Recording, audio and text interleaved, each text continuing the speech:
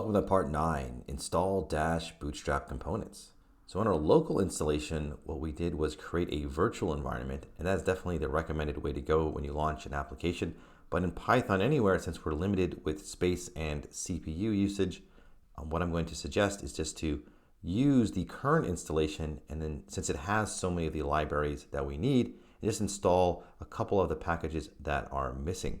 So this dash bootstrap components library is one of those that is missing, and we want to install it specifically into Python 3.8, not Python 3.9. That's the other Python that's available. So what we're going to do is use pip 3.8, which will install it just for Python 3.8.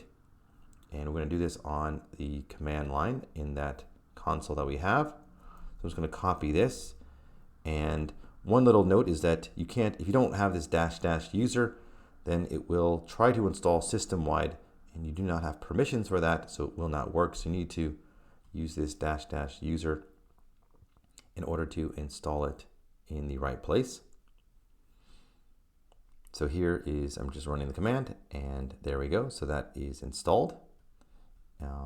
Great. So now we have this one, dash bootstrap components is installed.